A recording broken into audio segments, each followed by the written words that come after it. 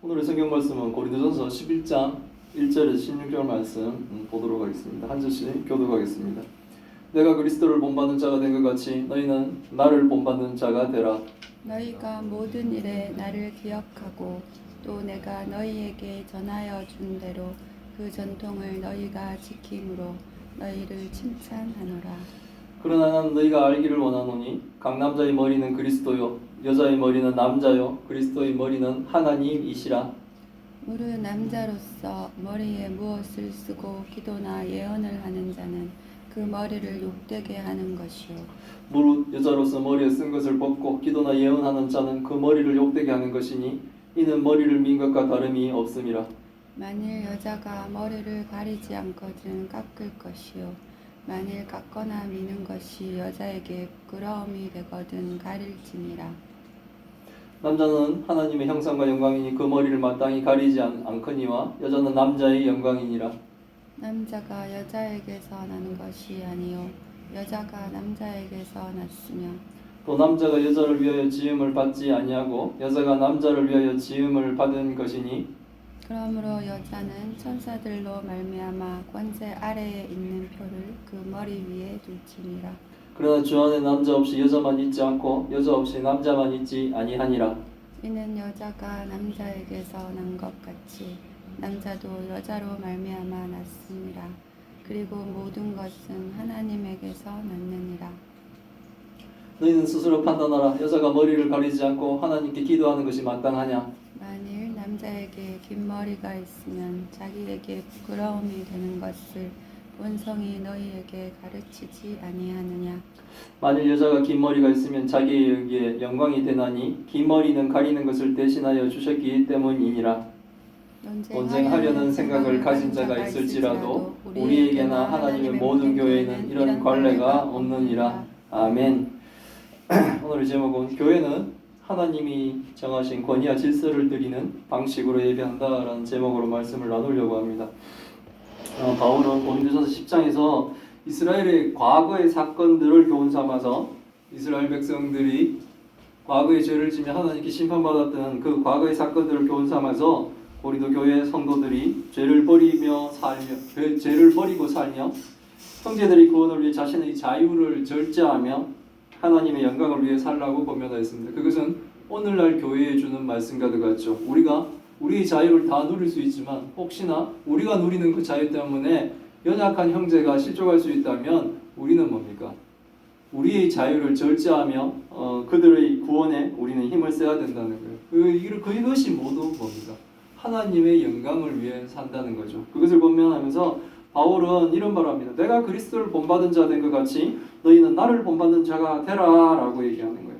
자신이 그리스도를 본받는 자처럼 그렇게 살았으니 살았으니 고린도 교회 성도들도 바울을 본받기를 권면하는 거예요. 하나님은 오늘도 저와 우리들에게 그리스도를 본받는 바울을 본받으라고 하시는 겁니다. 그러면서 오늘의 본문을 통해 교회는 하나님이 정하신 권위와 질서를 드러내는 방식으로 예배를 드려야 된다라고 하나님은 권면하고 계시는 거예요. 바울은 권면하기 전에 권면하기 전에 이 방법이 이런 방법을 쓰죠. 권면하기 전에 바울은 칭찬부터 합니다. 바울이 칭찬하는 것은 고린도 교회 성도들이 모든 일에 바울을 기억하고 바울이 전한 전통을 지키는 것을 칭찬하게 됩니다. 바울이 고린도 교회를 떠났지만 바울이 있을 때 가르쳐줬던 것을 바울을 기억하면서 바울이 가르친 그 법도들을 전통들을 지키려고 했다는 거죠. 그것을 칭찬합니다. 바울이 이렇게 칭찬을 먼저 하는 이유는 고린도 성도에게 하는 권면이 좋은 마음에 산다는 것을 표현하는 겁니다. 막 이렇게 야단을 치는데 이 야단 치는 것이 부모가 자녀를 야단칠 때가 있죠. 야단을 치는 것이 이것이 사랑으로 야단을 치는 것이다. 이것이 자녀가 잘못되기를 원하면서 바라면서 치는 부모가 야단을 치는 부모가 아니라는 거죠. 바울은 고린도 성도들에게 자신이 권면하는 것은 사실은 꾸지람이죠. 그렇게 하는 이유가 사실은 좋은 마음에 살고 있다라는 것을 표현하는 겁니다. 그래서 먼저 그들을 칭찬해 준 거예요. 상대에게 무언가를 권면하려고 할 때 그 사람의 좋은 부분을 먼저 언급하면서 상대를 위한 권면임을 상대가 이해하도록 하는 거예요. 이건 어찌 보면 대화법으로서도 굉장히 좋은 방법이죠. 바울은 사실 이런 방법 좀 즐겨 사용했습니다. 그래서 바울은 먼저 고린도 교회 성도들을 칭찬한 후에 그러나 성도들이 교회에 있는 질서가 있는 것을 알기를 바란다고 얘기를 합니다. 바울은 교회의 질서가 지금 현재 바울이 얘기하려고 하는 교회의 질서는 남자의 머리는 그리스도요, 여자의 머리는 남자요, 그리스도의 머리는 하나님이시다라고 정리를 하는 거예요. 하나님이 그리스도의 머리라고 하는 것에 삼위 하나님의 손이가 있는 것을 오해하지 않기를 좀 바랍니다. 이렇게 하면 꼭 성부 하나님이 위에 있고 성자 하나님이 밑에 있는 것처럼 생각하시는데 위격으로 나눠지신 분들은 누가 높고 낮고의 그런 부분들은 없으세요. 성부 하나님과 성자 하나님의 관계가 그렇다라는 것을 표현하는 거예요. 성부 하나님의 계획에 성자 하나님은 순종하며 실천을 하셨다는 거죠. 바울이 머리라는 단어를 사용하며 질서를 정리하는 이유에는 예배 중에 지금 머리에 무엇을 쓰는 문제가 있기 때문에 지금 머리에 대한 얘기를 하고 있는 거예요. 순서대로 얘기하자 보면 그리스도가 있고 남자가 있고 여자가 있고 이런 순서대로 지금 이제 바울은 정리를 한 거예요. 그러면서 공중 예배에서 남자의 복장에 대해서 얘기를 하는데 옷이라기보다는 머리에 관계되는 머리에 아무것도 쓰지 않는다는 거죠. 근데 남자로서 머리에 무엇인가를 쓰고 기도나 예언을 하는 자는 그 머리를 욕되게 하는 것인데 남자의 머리를 욕되게 한다는 것은 아까 뭡니까? 남자의 머리는 그리스도라 그랬으니까 그의 머리이신 그리스도를 욕되게 하는 것과 같다는 거예요. 이 당시 시대 상대를 많이 참조해야 되는 겁니다. 그래서 예배 중에 어떨 때는 청소년들 중에는 보면 모자를 쓰고 오는 친구들이 좀 있고 그렇죠. 근데 그것이 예배에 특별히 관여되는 것이 아니기 때문에 현대 사회에서는 굳이 벗어라, 써라 이렇게 강요하지 않습니다만은 당시 시대상을 좀 참조해 보면 남자가 머리에 무엇인가를 쓰고 예배드리는 것이 그의 머리를 욕되게 한다라고 지금 바울은 얘기하고 있는 거예요. 정확한 이유는 잘 모르겠습니다. 정확한 이유는 잘 모르겠는데 ESV 그 성경의 주석을 보니까 토가라고 하는 것은 이거 헐렁하고 좀 우아하게 이렇게 주름을 잡은 거 있어요. 어찌 보면 로마 병사들이 쓰는 붉은 쫙 이렇게 세워져 있는 것처럼 그런 주름 잡힌 그런 건지 아니면 이렇게 주름이 쭉 잡힌 로마에 이렇게 칭칭칭칭 감았는 그런 옷이라든지 이런 류의 그 형식이 있는데 로마 남자들이 이방신들이 제사 지낼 때 이 토가의 주름의 이 풀린 주름을 머리 위에 뒤집어 쓰는 상황. 이거 아마 옷 같은 거겠죠. 이렇게 주룩주룩 이렇게 팔에 걸어서 쭉 내리기도 하고 옷을 입고 이렇게 칭칭칭칭 감기도 하는 아마 그런 주름 잡힌 옷인 것 같은데 그런 풀린 주름을 머리에도 이렇게 뒤집어 쓰는 관습이 있었는데 그게 이방신한테 제사 드릴 때 로마의 남자들이 그랬다는 거예요.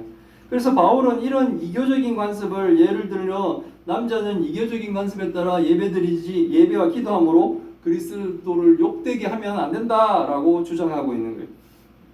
이게 이제 ESV 이제 성경 주석인데 어쨌든 지금 바울의 주장은 남자가 머리에 뭔가를 쓰고 예배를 드리는 것은 자신의 머리를 욕되게 하는 것이고 자신의 머리인 그리스도를 욕되게 하는 것이다라고 얘기하는 거예요. 교회가 질서를 그렇게 정했다면 그렇게 따라야 되는 거예요.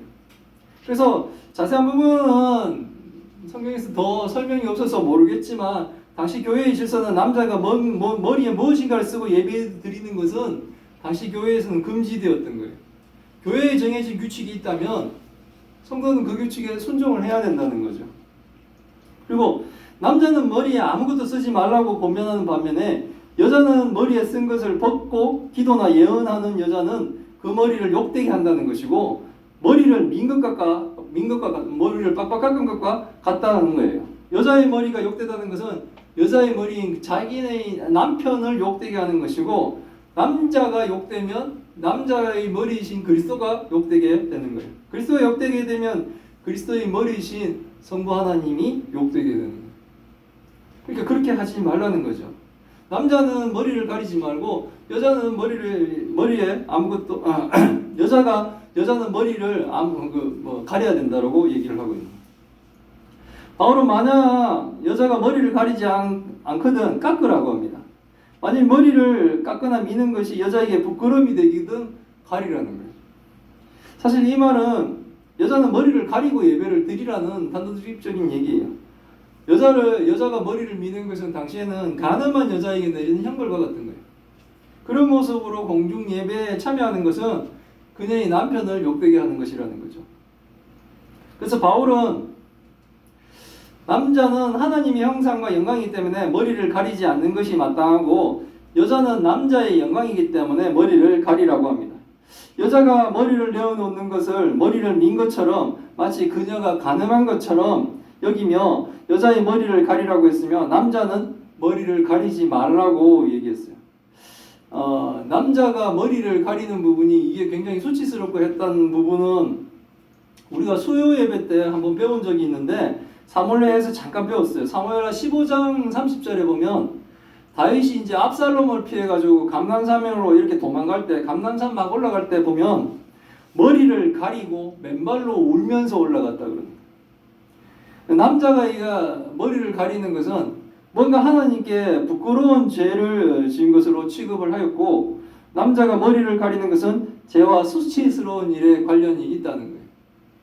그러니까 그렇게 하지 말라는 거죠. 구약을 근거로 남자는 머리를 가리지 말고 예배를 드리라는 거예요. 그리고 ESV 아까 그 성경 주석을 참조할 때 나왔던 것처럼 이교적인 행위를 하지 말라는 거예요. 하나님을 섬긴다 그러면서 우상 섬기듯이 하지 말라는 거죠. 대표적인 게 뭐 있습니까? 12월 송구영신 예배 때 우리 그 말씀 뽑기 이런 것들 있지 않습니까? 그걸 뭐 어떤 분은 옹호하시기도 하는데 미신처럼 한 해에 원세 뽑듯이 그런 거 하지 말라는 거예요. 그런 거.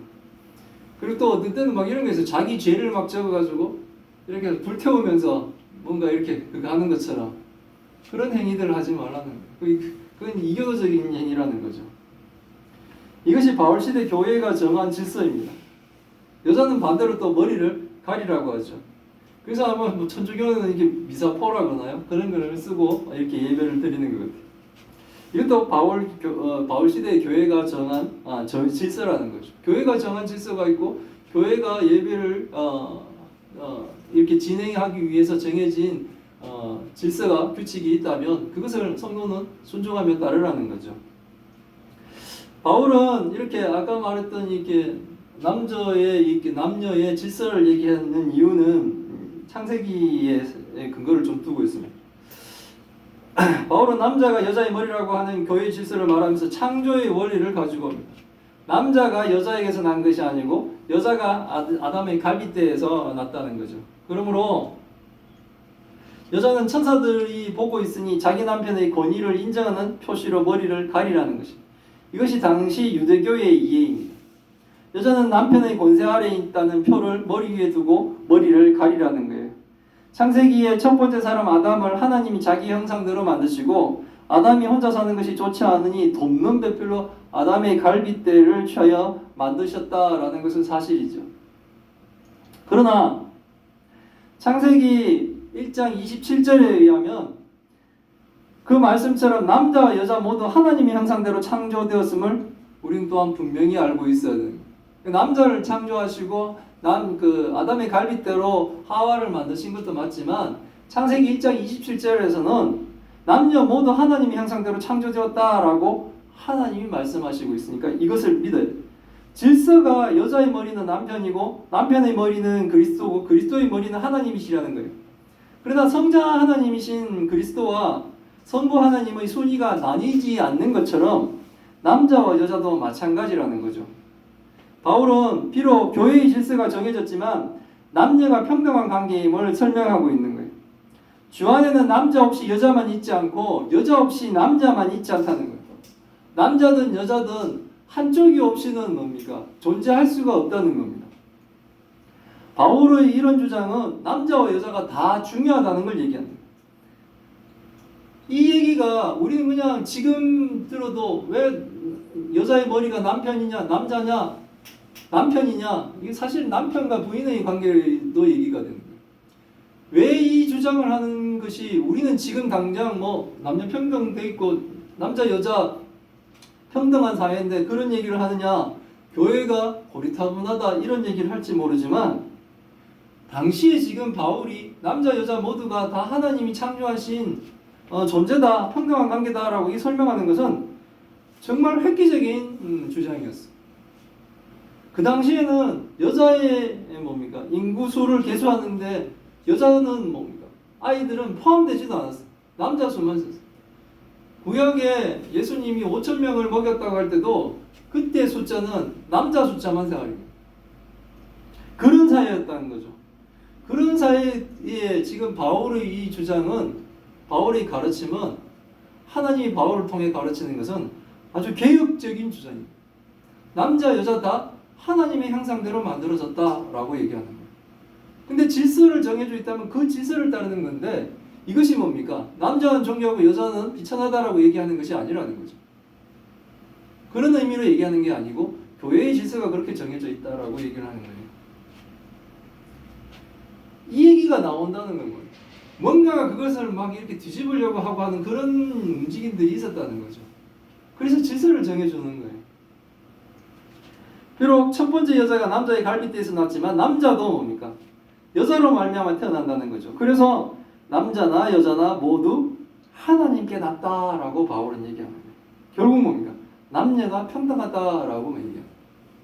정해져 있는 규칙과 규율이 있다면 그것은 따르지만 근본은 뭡니까? 남녀는 평등하다라고 얘기합니다.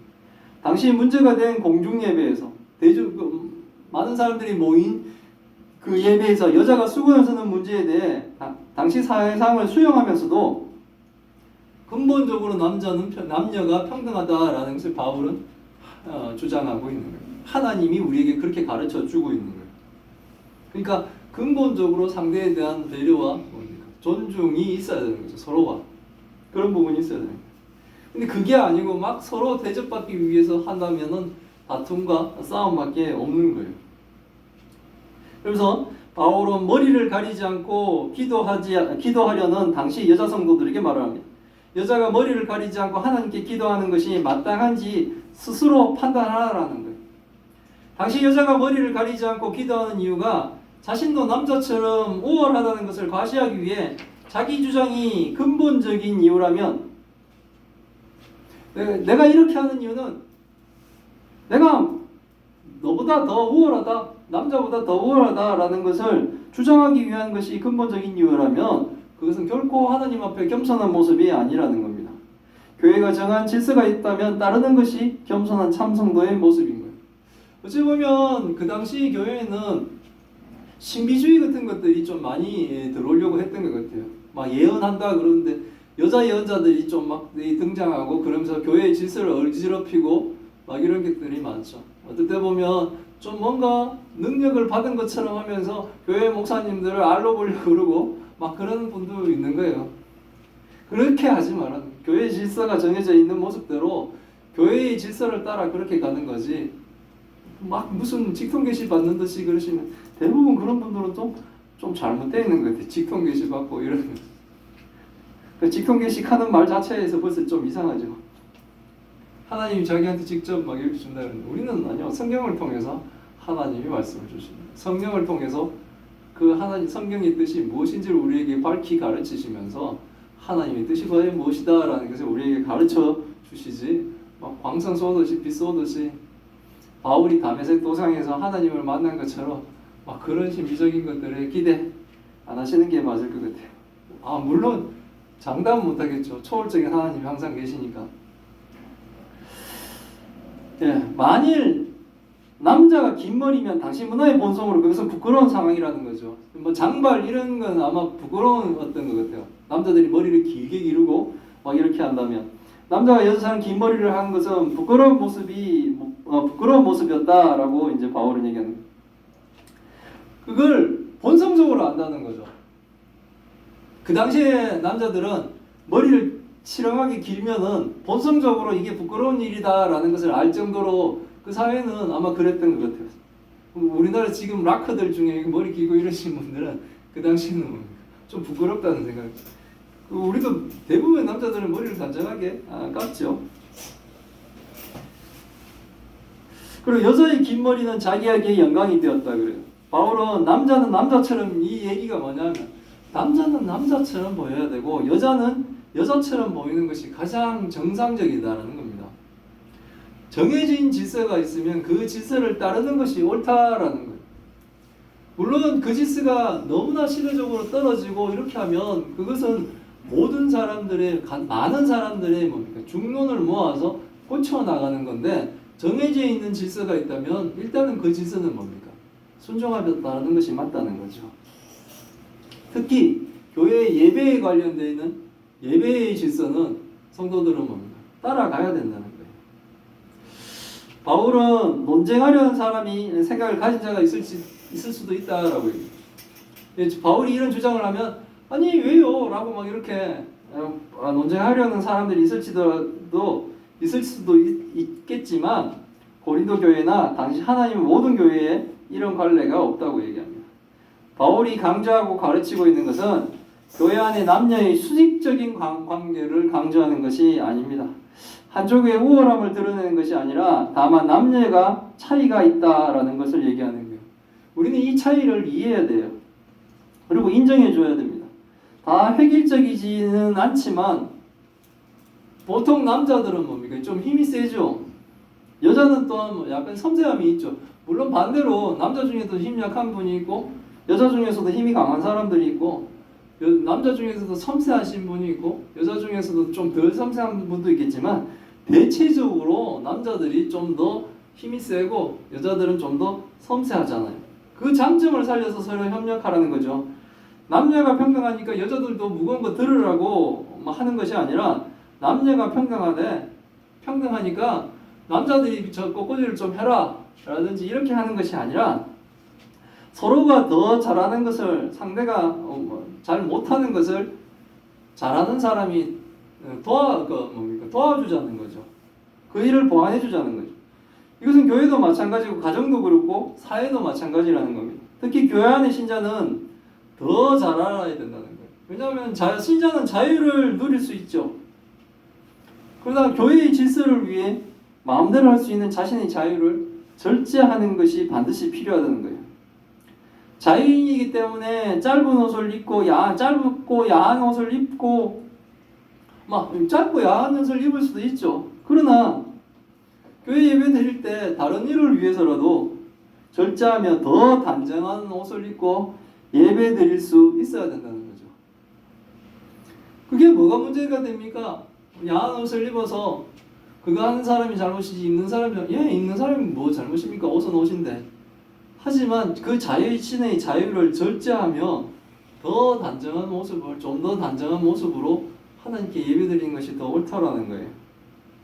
하나님의 권위에 대한 복종과 영광을 위해 하나님의 교회의 이 질서를 존중하고 자신의 자유를 절제하는 교회와 성도가 다 되시기를 기원합니다. 아멘. 예. 우리가 특별히 문제는 없겠지만요. 그리고 지금 현대 교회에 있어서 여자들이 반드시 머리에 뭐를 써라 이런 얘기를 하는 것이 아니에요. 교회의 질서가 있다면 그런 것이고 내가 자유를 막 누릴 수 있지만 다른 일을 위해 그리고 교회 공동체를 위해서는 내 자유를 절제할 수 있어야 된다는 거죠. 왜? 이것이 다 하나님의 영광을 위해서 하는 일이기 때문에 그렇다는 겁니다. 그런 부분들을 잘들 이해하시길 바랍니다. 아멘. 아멘. 예, 기도하겠습니다. 하나님 감사합니다. 오늘의 말씀을 통해 하나님의 뜻을 알게 하시니 감사드립니다. 당시 고린도 교회의 공중 예배에 참석하고 기도하고 예언할 때 남자 성도들은 머리를 가리지 말고 여자 성도들은 머리를 가리는 것이 교회의 질서였습니다. 성도라면 하나님의 권위에 대한 복종과 영광을 위해 자신의 자유를 절제하며 교회의 질서를 존중하고 순종해야 된다는 것을 오늘 배웁니다. 당시의 상황을 정확하게 알 수는 없지만 하나님이 질서를 만드시면 우리는 순종하며 따르게 하옵소서. 이것이 남녀의 수직적인 관계가 아님을 분명히 알게 하옵소서. 하나님의 형상대로 남자를 만드시고 남자에게서 여자를 만드신 창조의 질서를 알게 하시고 가정에서 남편은 가장으로 아내를 사랑하며 가족을 돌보게 하옵소서. 그러나 하나님은 남자 여자 모두를 하나님의 형상대로 창조하셨음을 우리가 분명히 알고 각자에게 하나님이 맡기신 역할대로 그 역할들을 잘 수행하게 하옵소서. 하나님이 정하시면 순종하며 따르게 하옵시고 실수가 없으신 하나님을 신뢰하며 순종할 수 있는 믿음을 우리에게 허락하여 주옵소서. 하나님 또 큰 병으로 고통받고 있는 주의 딸들을 기억하여 주옵소서. 아버지 오랜 시간 동안 그 아픔과 아버지의 병상에 있는 하나님 사랑하는 자들을 아버지여 기억하셔서 그 병을 깨끗하게 낫게 하여 주옵시고 또 아버지의 힘든 과정에 있는 그 가족들도 위로하셔서 이것이 시간이 지난 다음에 모든 것이 다 하나님의 영광이 되게 주님 도와주옵소서. 이 모든 말씀 우리 주 예수 그리스도 이름으로 기도드리옵나이다. 아멘.